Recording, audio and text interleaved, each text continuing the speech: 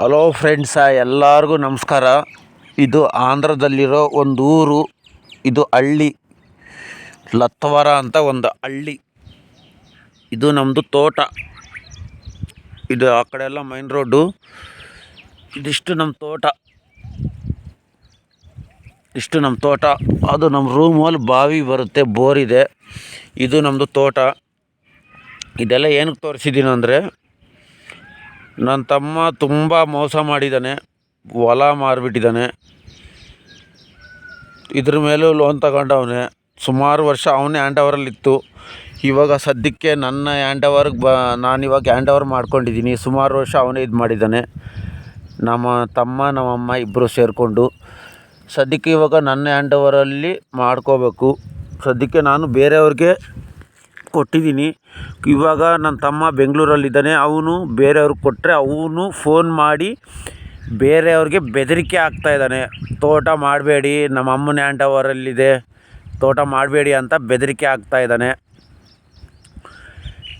ಅವನು ಬೆದರಿಕೆ ಹಾಕ್ತಾನೆ, ಬಟ್ ಎಲ್ಲ ತಿಂದಾಕಿದ್ದಾನಲ್ಲ, ಅವನೇ ಎಲ್ಲ ತಿಂದಾಕಿದ್ದಾನೆ. ಬೆಂಗಳೂರಲ್ಲಿ ಅಲ್ಲೆಲ್ಲ ಬಿಸ್ನೆಸ್ ಇದೆ, ಆಂಧ್ರದಲ್ಲಿ ಬಿಸ್ನೆಸ್ ಇಲ್ಲ. ನಾನು ಹೆಂಗೆ ಬದುಕಬೇಕು? ಇಬ್ಬರು ಮಕ್ಕಳಿದ್ದಾರೆ ನನಗೆ. ನಾನು ಹೆಂಗೆ ಬದುಕಬೇಕು? ನನಗೂ ಇಬ್ಬರು ಮಕ್ಕಳಿದ್ದಾರೆ.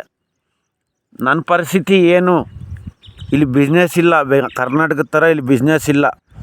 ನಾನು ಹೆಂಗೆ ಬದುಕಬೇಕು? ಆಟೋದು 11,000 ಕಟ್ಟಬೇಕು, ಮನೆ ಬಾಡಿಗೆ 3,800 ರೂಪಾಯಿ ಕಟ್ಟಬೇಕು. ನಾನು ಹೆಂಗೆ ಬದುಕಬೇಕು? ಎಲ್ಲ ತಿಂದಾಕಿದ್ದಾನೆ ಅವನು.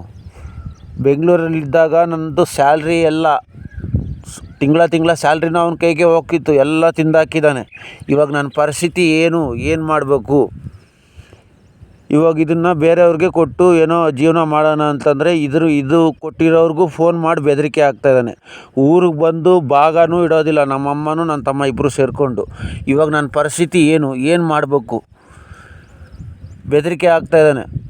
ಇವಾಗ ಇದನ್ನು ಮಾರಬೇಕು ಅಂತ ಅವ್ನ ಪ್ಲ್ಯಾನು. ಇದನ್ನು ಮಾರಬೇಕು, ದುಡ್ಡು ತಿನ್ನಬೇಕು ಅಂತ ಅವ್ನ ಪ್ಲ್ಯಾನ್ ಎಲ್ಲ.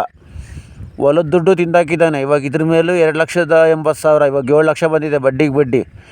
ಇದು 13 ವರ್ಷ ಅವನ ಹ್ಯಾಂಡ್ ಓವರಲ್ಲೇ ಇತ್ತು. ಇವಾಗ ನಾನೇನೋ ಬೇರೆಯವ್ರಿಗೆ ಕೊಟ್ಟು ಬದುಕೋಣ ಅಂತಂದರೆ ಇದು ಮಾಡ್ತಾನೆ. ನಾನೇನೋ ನಾರ್ಮಲ್ ಜೀವನ ಮಾಡ್ತೀನಿ. ನಮ್ಮ ಮನೆಯಲ್ಲಿರೋರು ಎಲ್ಲರೂ, ನಮ್ಮ ಹೆಂಡ್ತಿ ಎಲ್ಲರೂ ಹಂಗೆ ನಾರ್ಮಲ್ ಜೀವನ ಮಾಡೋಕ್ಕೆ ಇಷ್ಟಪಡ್ತಾರಾ? ಪಡೋದಿಲ್ಲ. Bye friends.